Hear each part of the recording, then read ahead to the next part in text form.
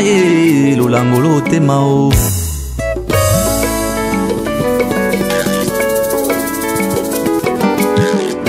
olangwisi motema na ngayo na bolingo na yo bolingo na ngai leyo nakotika yo te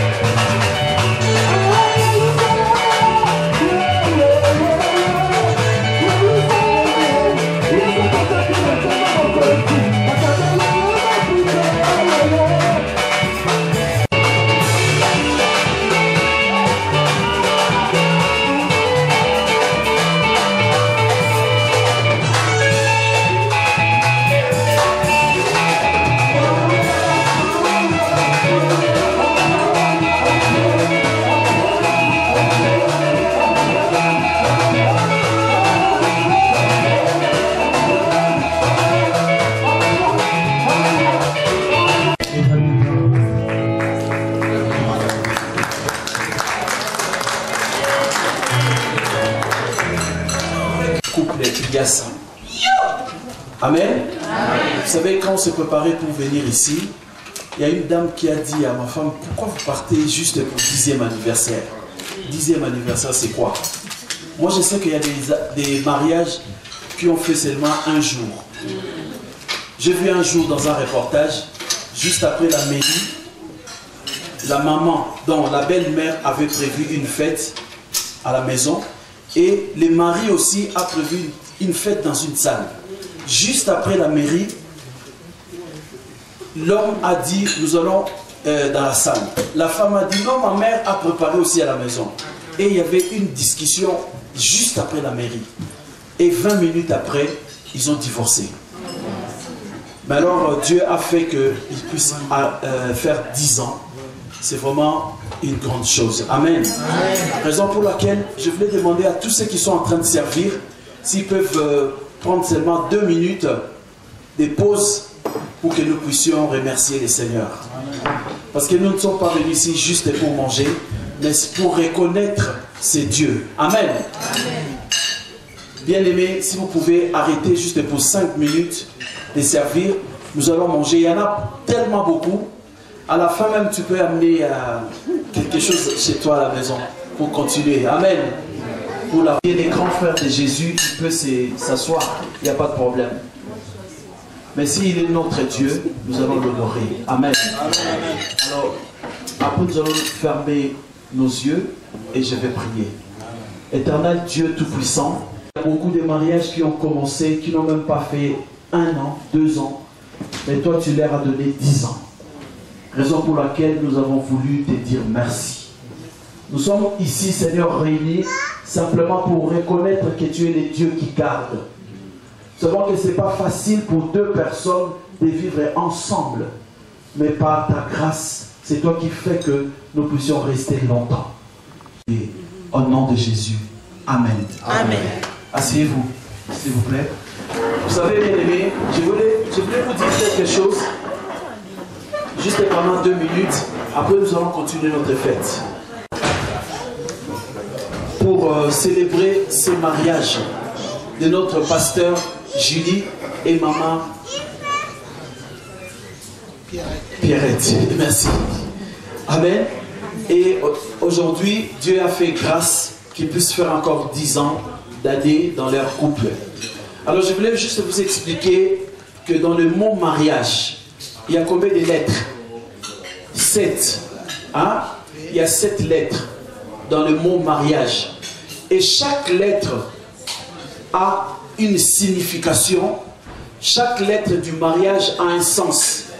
Et si vous respectez les sens de cette lettre de mariage, vous allez vivre longtemps. Amen. Et ils ont fait 10 ans. Mais ma femme et moi, nous allons faire 20 ans au mois de mars prochain. Amen. Amen. Alors je vais vous donner juste un secret. Pourquoi nous dirons dans le mariage. Je me rappelle quand on avait fait 18 ans de notre mariage, là où je travaille, un ami m'avait demandé comment vous avez fait pour rester longtemps comme ça. Amen.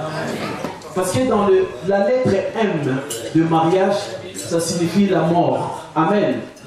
Si vous voulez vivre longtemps dans votre mariage, il faut commencer le mariage par la mort. Alors, qui va mourir? C'est l'étude, chacun a ses comportements. Alors, si vous entrez dans le mariage avec ces comportements, le mariage ne va pas vivre longtemps, ne va pas durer.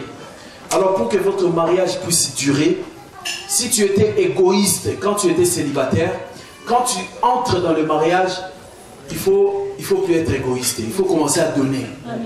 Si tu n'aimais pas les gens en étant célibataire, il faut que cette habitude puisse mourir et que tu entres dans le mariage, là vous allez vivre longtemps.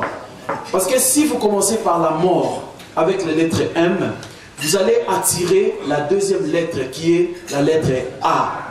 Amen. Amen. A, c'est l'amour. De l'amour commence seulement si l'homme a constaté que dans sa femme, des mauvaises habitudes tombent et la femme commence à reconnaître aussi que son mari a changé, ça va naître l'amour, va commencer. Et quand il y a l'amour entre l'homme et la femme, ça va attirer la troisième lettre, qui est la lettre R. Amen. Amen. R c'est quoi?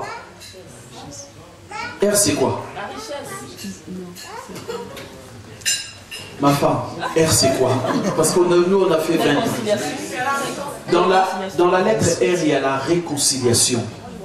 Quand il y a la réconciliation dans le couple, quels que soient les problèmes que vous allez passer, vous allez vous demander pardon et vous allez oublier. Amen. Parce qu'il y a la réconciliation. Amen. Amen. Et la réconciliation dans le mariage, ça attire la lettre I, qui est intérêt commun. Vous allez voir que tout ce qui est dans le couple, dans le mariage, dans le foyer, dans la maison, c'est pour vous deux. Je m'étonne aujourd'hui dans les couples de beaucoup d'Africains, la femme ne connaît même pas les salaires de son mari. Le mari ne connaît même pas que la femme a un compte dans BNP, mais sa mère qui est au pays connaît. Pourquoi? Parce qu'il n'y a pas d'intérêt commun. Amen. Or, quand il y a l'intérêt commun dans le couple, amen. Quand il y a l'intérêt commun dans le couple, ça va attirer la lettre A. Amen. Écoutez-moi bien.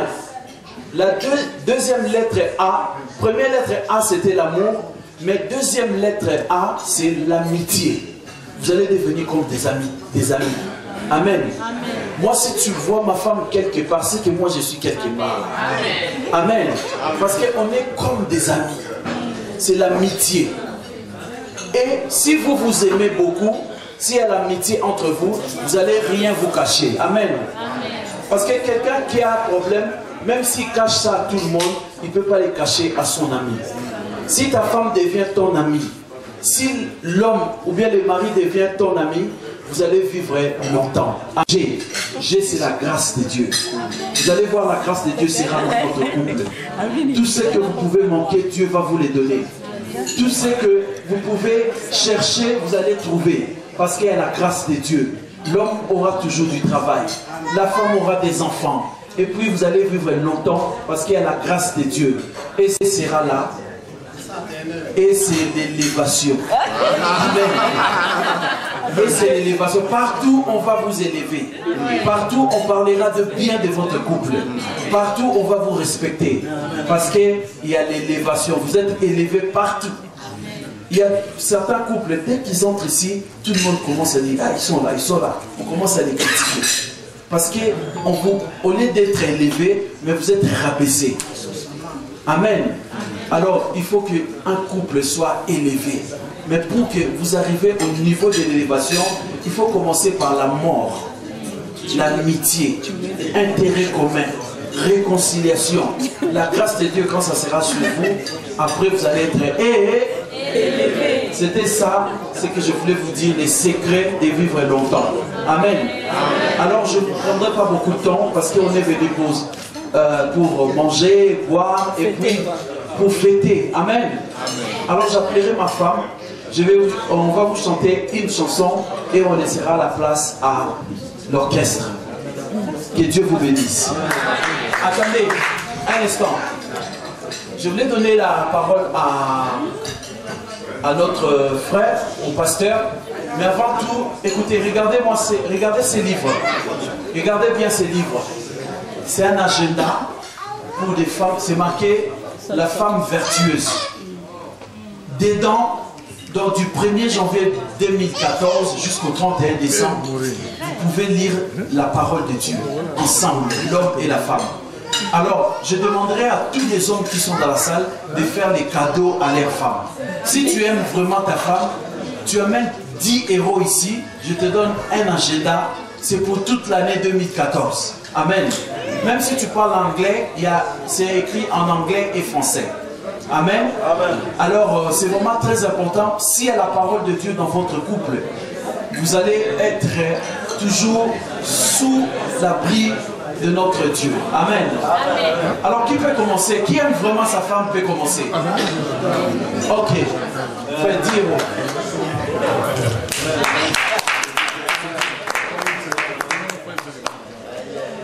Est-ce qu'il y a quelqu'un qui aime sa femme?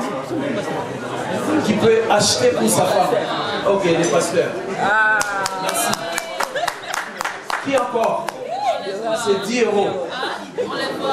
C'est pour que toute l'année vous puissiez écouter la parole. Alors, si vous n'êtes pas préparé, on est là jusqu'à demain. Demain, on sera là au 8. Amen. Et d'abord remercier Dieu qui a tout préparé et vous remercier aussi. Hein? Vous savez, on est vraiment très content de vous inviter à cette réception. Nous on appelle ça réception. Maureen, attention. Oui, attends. Voilà, à cette réception. Vous savez, je ne vais pas m'éterniser à parler ici parce que le pasteur il a beaucoup parlé. Mais je voulais, comme j'ai dit, je voulais remercier Dieu et vous remercier aussi.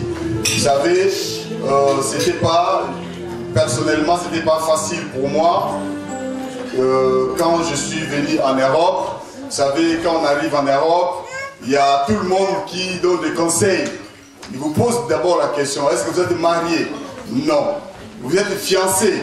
Non. Ah, voilà, donc toi, tu auras les papiers facilement, parce qu'il y a tout le moyen. Moi je dis non, je ne suis pas fiancé, mais j'ai une soeur. mais est-ce que ses parents te connaissent? Non, amen. Voilà, mais bon, du fait que j'aimais beaucoup ma femme, et j'ai tout fait pour qu'elle puisse me rejoindre ici en Europe. Alors, donc nous avons fait 5 ans avant le mariage et 10 ans pendant le mariage. Donc 15 ans. Voilà. Donc, vous savez, ces mariages, on ne pouvait pas faire cette fête, cette réception, sans avoir invité des gens comme frère Patti, bon moi je l'appelle frère, comme Patti, parce que c'est des gens qui ont assisté à ces mariages, qui m'ont beaucoup aidé. Il était encore célibataire, aujourd'hui il est marié, ils sont ensemble avec notre nièce Rigel. Donc je remercie beaucoup Patti. Hein. Je remercie aussi notre frère Nzouzi Tamba, qu'on appelle Choudé. Vous savez, c'est vraiment significatif pour moi de vous remercier, parce que vous étiez vraiment aussi l'artisan du succès de notre fête de mariage. Hein, frère Choudé? Frère Choudé, il avait fait beaucoup de démarches avec sa voiture. Je n'avais pas acheté l'essence.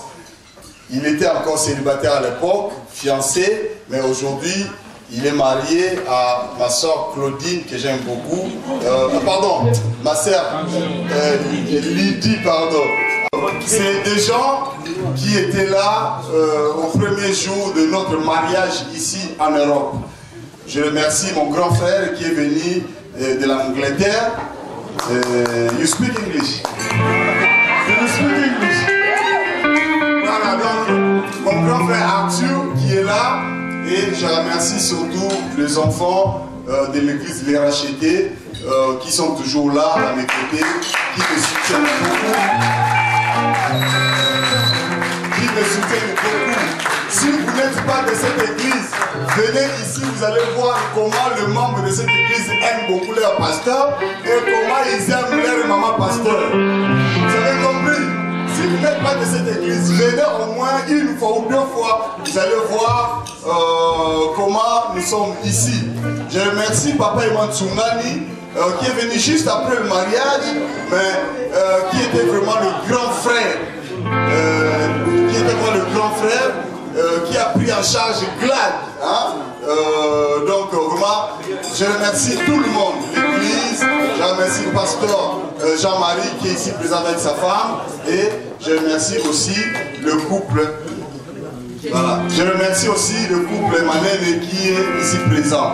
Et pour terminer, je voulais remercier les musiciens, mais aussi surtout ma belle-mère qui est présente. Voilà. Donc, je la remercie beaucoup aussi. Et m'avoir donné si joli. Je présente mes excuses pour les retards. Bon, vous savez, il y a toujours les retards dans tout ce qu'on fait, vous le savez avec moi. Voilà, donc on est là, nous allons fêter. Je vous souhaite une bonne fête. Ne partez pas, vous allez danser. C'est pas pour rien.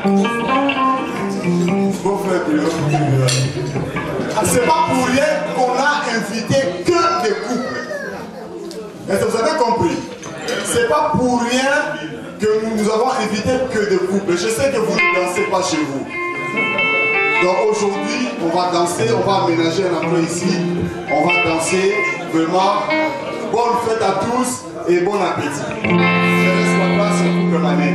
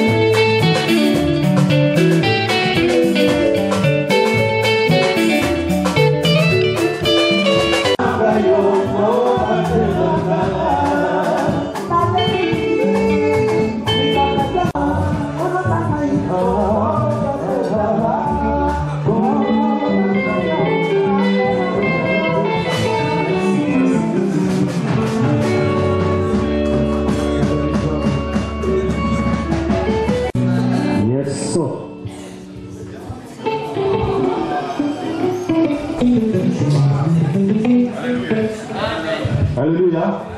On a pas voulu s'appeler l'occasion de signaler dans la vie aujourd'hui. La formule va.